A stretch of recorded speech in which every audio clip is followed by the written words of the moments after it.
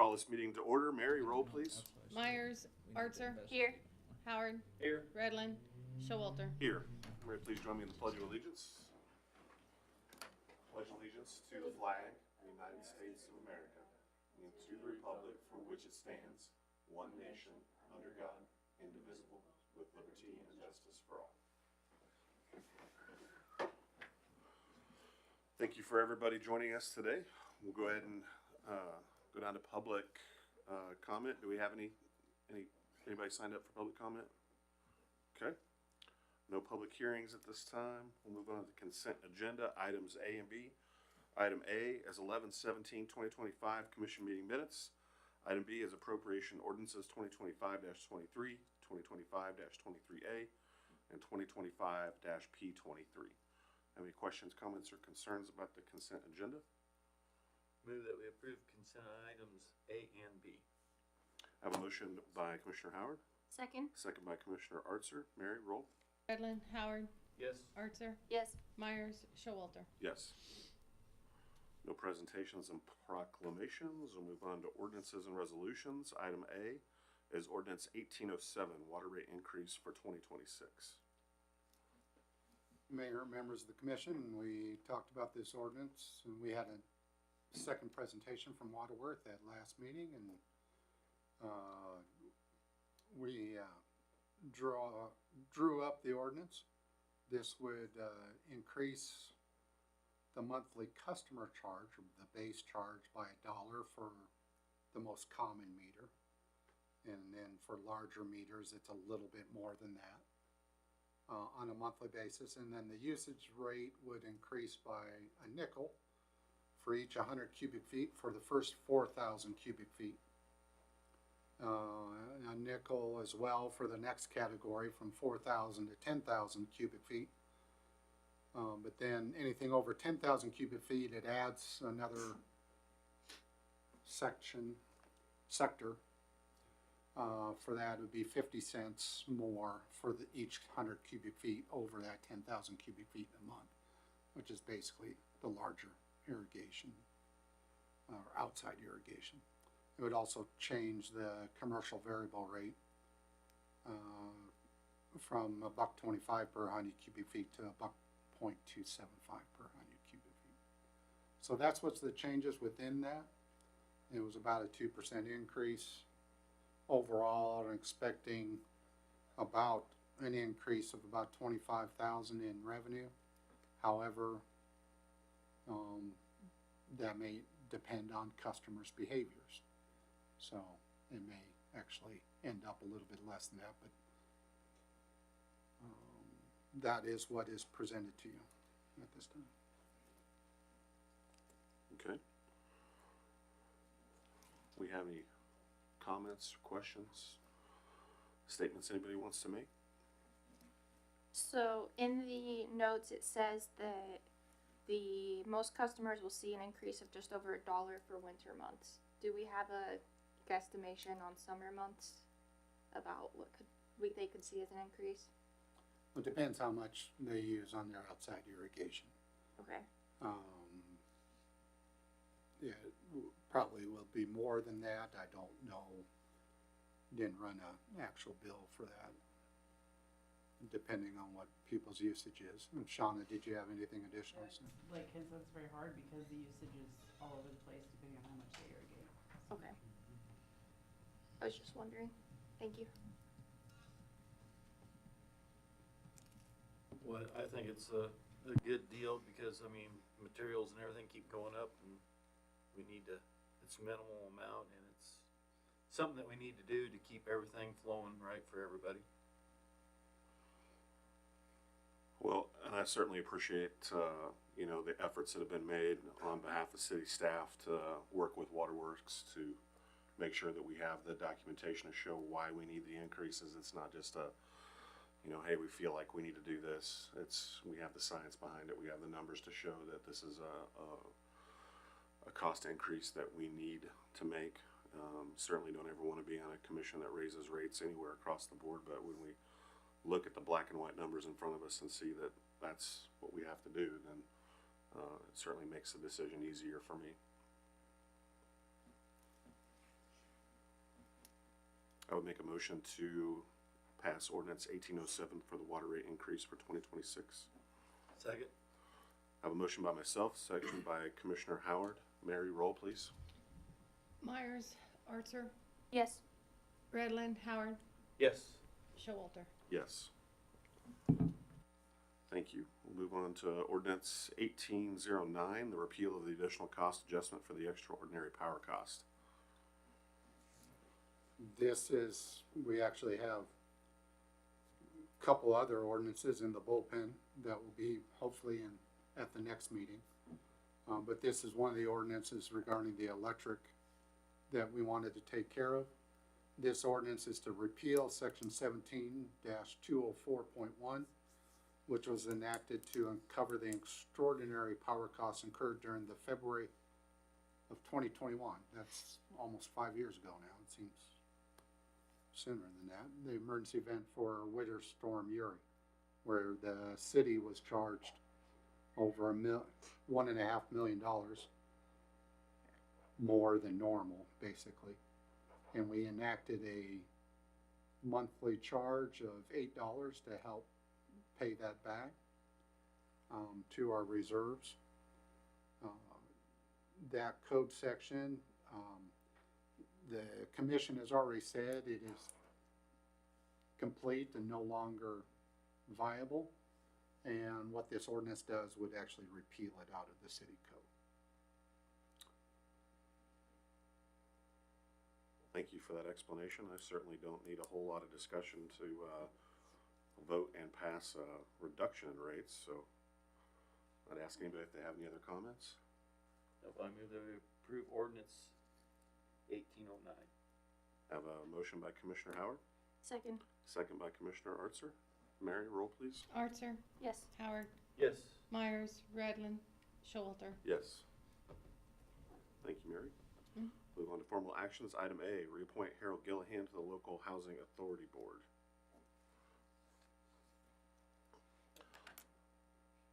He's been serving on the Housing Authority Board and wants to continue doing so. And the Housing Authority Executive Director recommends approval of the reappointment of Harold Gillahan. We certainly appreciate anybody that's willing to serve on our local boards, and appreciate what Harold and his wife both do for the community. With that, I'd make a motion to reappoint Harold Gillahan to the Local Housing Authority Board.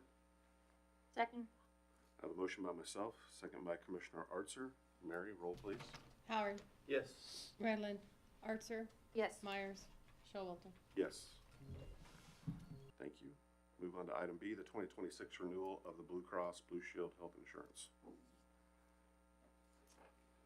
And Jayla with IMA is here to present the recommendation. All right. Good evening, commissioners. Can you hear me okay? Absolutely, hear you great. Fantastic. All right. Am I able to share? Looks like it. Okay.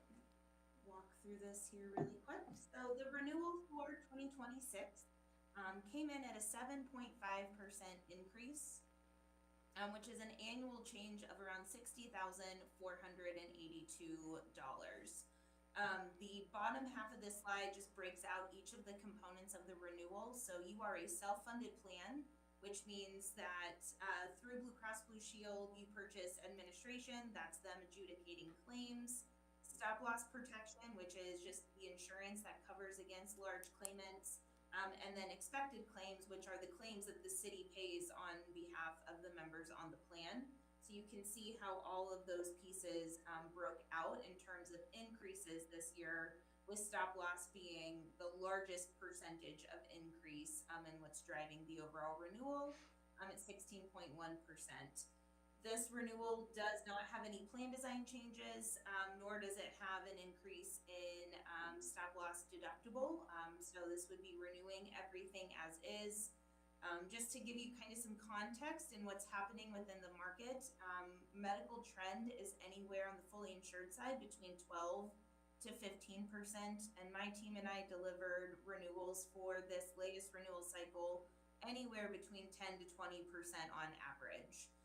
So to come in at a 7.5% increase is actually a pretty decent renewal for what's going on in the market right now. In discussions with the administration team, we talked about contributions, and so at the end of that conversation, we're presenting a contribution model that shows the city taking on the entirety of the increase. This is the current contribution model that you have today. So the city would take on that full 60,000, and then the employees would not see any increases to their rates. This is something we look at every year. You're still a grandfathered plan, so there's not so much that we only have about 5% to work with. But given that the renewal was within your current budget, it just seemed more appropriate to leave everything kind of as is for this year. So that is the recommendation on contributions. I wanted to show this slide. For those that have been on the commission the last couple of years, I think you've heard this or seen this from us before, but the way your plan works as a grandfather plan, it's a self-submit drug card, and so that actually keeps your pharmacy costs incredibly low, and that's why you are not seeing a larger increase like some other of your municipality friends have this year. You are currently spending $1 per member per month on pharmacy cost. Average in Kansas for public sector is $216 per member per month in just pharmacy, and Blue Cross's book of business is $150 per member per month. So this is what's keeping your costs down, and so these different drugs that you see here on the right side of the screen, this is what it costs for different medications that you see on TV, and you are not bearing some of those costs or some of those costs. If you were to ever look at being grandfathered, you could start to see costs like this hit the plan, which is why we adopted the strategy to keep your plan as it has been over the last several years. And so with that, it's our recommendation this year to renew the medical and dental with Blue Cross as is, and then keep contributions at the $0 cost for employees.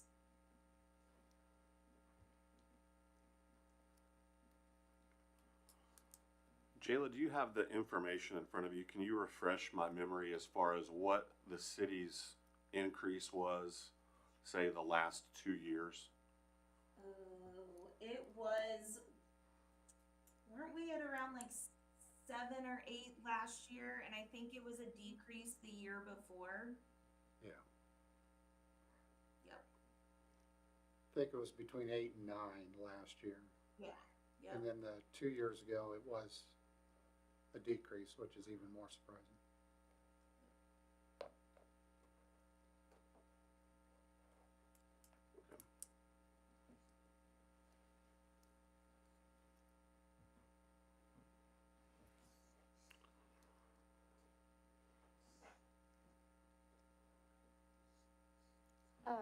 Has staff, are they happy with this plan that we've offered them in the past? Have there been any complaints? We made one change last year, and that was because of the 8 to 9%, and might have gone down to 7 to 8%. We changed the stop loss from where it starts picking up the larger cost claims. We moved it up from 30,000 to 40,000. Okay. That was one change in the plan. That was last year's. Yeah. We haven't done anything further with the recommendation for the upcoming year. But no, we have not had any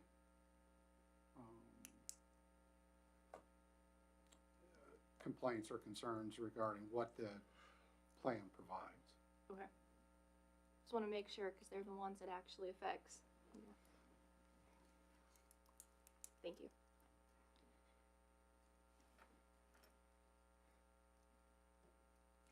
Does anybody else have any questions for Jayla when we have her on the line? No, I don't. Nope. Okay. Well, Jayla, we appreciate you taking time to meet with us tonight. Yeah, absolutely. Thank you for your Thanks. recommendation. Appreciate you. Yep. Okay, great. Thank you so much. Thank you. Thank you.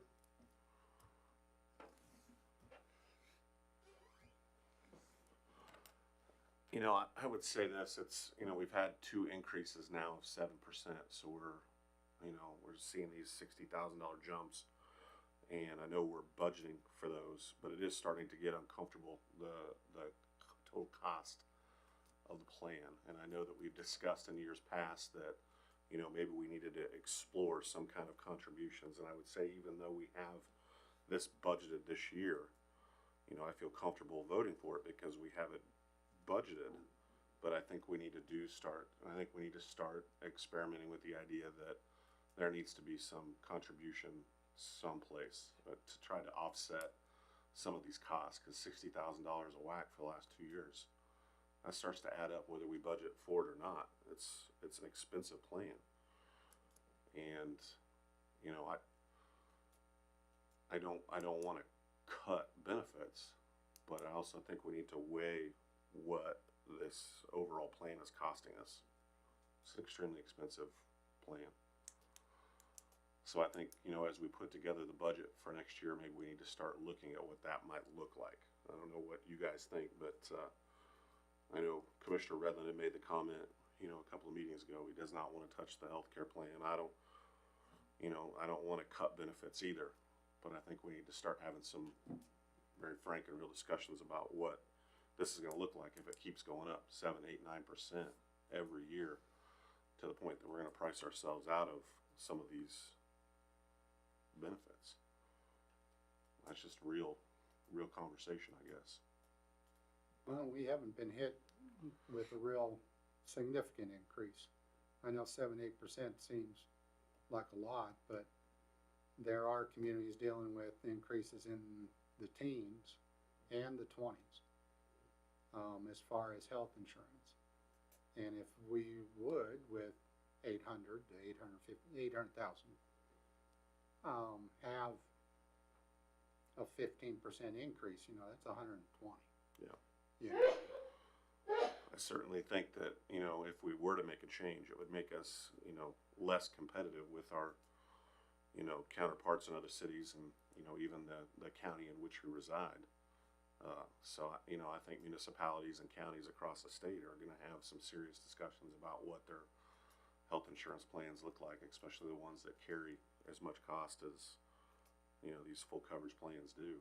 But, you know, I will vote for it this year, but I think we need to start looking down the road at what that might look like. I can say on a personal level, I've recently looked into the marketplace for health insurance, and it's freaking insane on a personal level. So it does not surprise me that it's going up so high at this level. I'm talking like they're trying to charge $1,000 a month for a family for just health insurance. So I understand where you're coming from, but I think it's kind of just insane everywhere, health insurance wise. And I know, no, never mind. You didn't say anything that wasn't correct there. Health insurance is No, I know. extremely expensive. So. Expensive. I know what mine is, and it's, I'm gonna look somewhere else, but, you know, the insurance for the employees we're not the best paying place in the county to work, and it's a benefit form that makes it better. I mean, if we ever did decide to say, hey, you're gonna have to start paying 2-3%, they need 6 months notice that we're gonna do that, not just 1 month, say, hey, next month you're gonna start paying 3% of your insurance or whatever it is. They need to have notice so they can decide what they're gonna do. Yeah, it's certainly not a decision I think we make in December to, you know, start in January, but Right. you know, as we start budgeting discussions, if we had a little better idea of what the forecast was going to look like, and if they were calling for 8, 9, 10% increase, then I think that's a real discussion that we need to have. And maybe at the end, the discussion is, you know, we shoulder the burden and do what we can to protect everybody, but, you know, $60,000 every year is a lot of money. I feel like that's one of those things that we should budget for, personally. It just feels like that's something we need to offer. But it's something we can talk about at a later point. yeah, for now, I would make a motion to approve the 2026 renewal for BCBS. Have a motion by Commissioner Archer, Second. second by Commissioner Howard. Mary, roll please. Howard, Yes.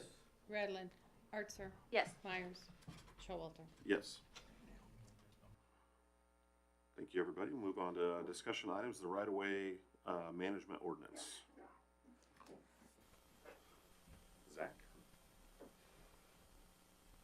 Good evening, everyone. Evening. Talked a little bit about this last meeting. The right-of-way management ordinance is just to protect us as a city. What's included in there is now, working times for them. So Monday through Friday, 8 a.m. to 4 p.m. at the latest, and then they have to be cleaned up and out of the way, so it's not affecting any of the travel from the outside day-to-day world. Each permit now is only good for a certain amount of feet, and they can't pull another permit until that's been closed out. They have to have the work completed so many days before their completion date for inspections to be done. That's to allow time for relocation of improperly placed vaults or anything like that, so it protects us on that end.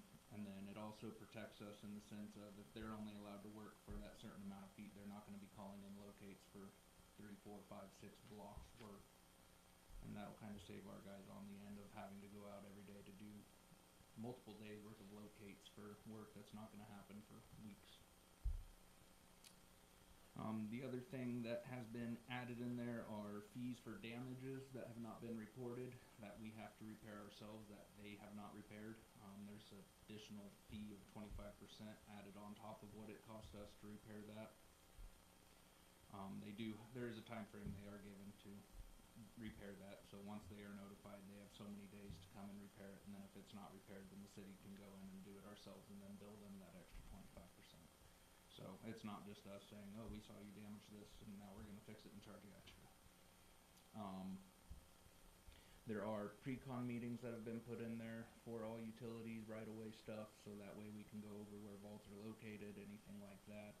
We kind of did that with Idea Tech this time. Dustin went through and figured out which overhead would work better than underground, that kind of thing. It's gonna be a lot easier knowing that we're only dealing with a short amount of feet and not trying to do the whole town at once too. Are there any questions? I have a comment. I did receive a complaint from a person from their house that they were digging at very early times on Sunday. So I let her know that we were putting in these restrictions and stuff, but I did receive There's still the noise ordinance, so if they're without of the noise ordinance, they can call the police department and the police department can handle it on that end of things. Okay, yeah, she said she tried to go and handle it herself, and I told her I'm gonna stay out of that. But yeah, I did receive a text about that. I told her I'd let everyone know. Sounds good to me. It probably needed to be done a long time ago to control all this, but live and learn, right? Well, it's been much more prevalent over the last 2 years. couple months because of different fiber installations. I mean, the main thing in the last couple months is fiber installations, but it's also been some other situations. And it's occurring to not just our utilities. Black Hills Gas has also had a couple different incidents occur that have caused a problem, a pretty significant problem. So they're looking for answers as well. Sounds like it's something we need to get on the books. When will this ordinance be ready to vote on? After the public hearing is held. Okay, wait. Okay, I didn't know we'd have to do that. Okay. I don't think I put that in the manager memo, sorry about that. Okay, let's get this public hearing held then. Thanks, Zach. Am I backwards on that? Do we need the public hearing for this one since it's not zoning? Since it's not zoning, I don't think we need a public hearing. No, so just, No, I think we came to that conclusion earlier too. it's okay. Okay, so, next meeting? Next meeting? Cool. There's something to look at. Thanks, Zach. Thanks. Move on to item B, follow-up on USD 352 vacant property. We talked briefly about, the address on North Broadway, 300 block of North Broadway, house that the city had purchased at the sheriff's sale, and having the possibility of, USD, they want to be able to move a house that's across from the high school that they own, and move it to a vacant property. They do have interest in this, property. The quiet title has been filed, and the conclusion of the time period for the quiet title is December 23rd. So Bill Bierman with the school district said he would, it would be his pleasure to come to the January 5th, city commission meeting to discuss the property. Do you have any concerns, comments, complaints about the process as we're going forth? To me, I feel like that is an appropriate use for that property, and we'd love to have Bill come talk to us about it. And it seems like it'll work out well, as well regarding paying for the cost for the quiet title and paying. The city only paid a few $100s at the sheriff's sale for the property. And then there's some utility work that needs to be done, but that'll be on their responsibility. Okay, sounds good. We'll move on to reports. City manager. You have the manager memo. We did have a faux pas that occurred with the utility billing last week. Deputy City Clerk Johnson was right on target with it. And she worked extra to get it corrected, and should have, notifications were sent to all customers regarding that their billing was incorrect and that it would be corrected. Did you guys all receive those messages? I saw it on Facebook.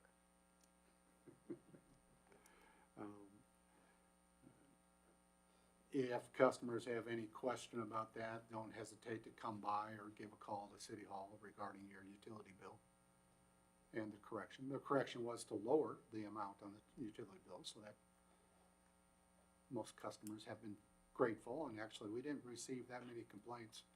Had inquiries about why the first bill was as high as it was, but when they heard that the staff was looking into it and getting it corrected as soon as possible, they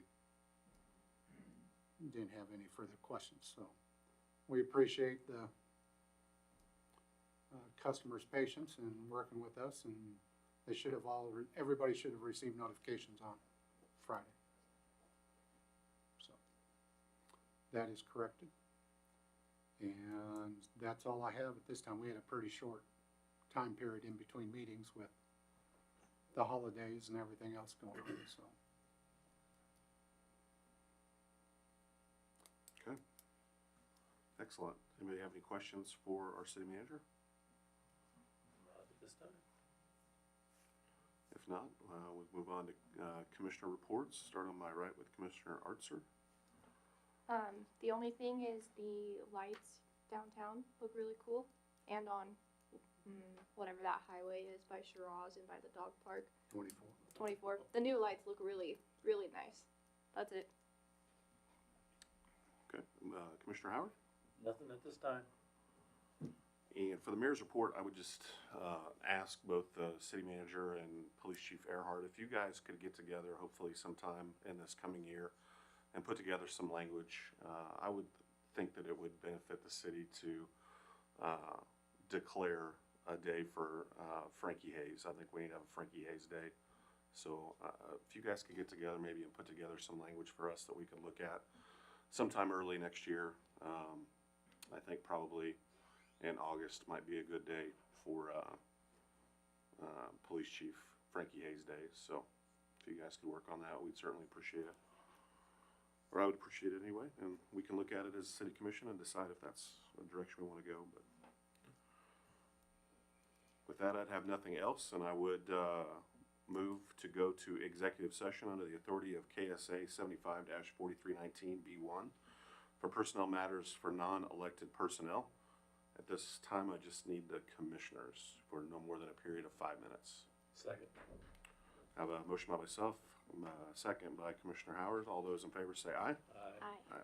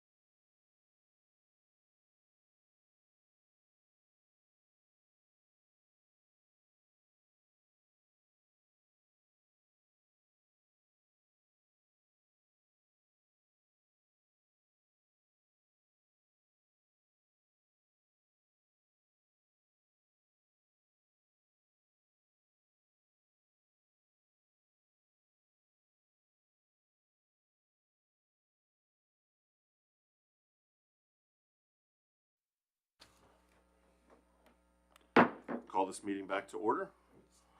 Do we have any other business that needs to come before the commission tonight?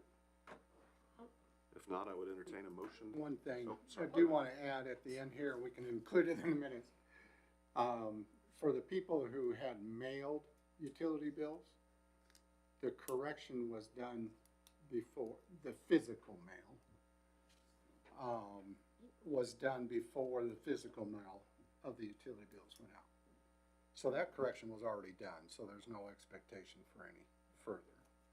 It was just the electronic notification, and then that was corrected, and that's why there was a second electronic notification. Well, thank you for that clarification. Appreciate that. With that, I would entertain a motion to adjourn if we have nothing else. So moved. I have a motion by Commissioner Howard, Second? second by Commissioner Artzer. All those in favor say aye. Aye. Aye. Meeting.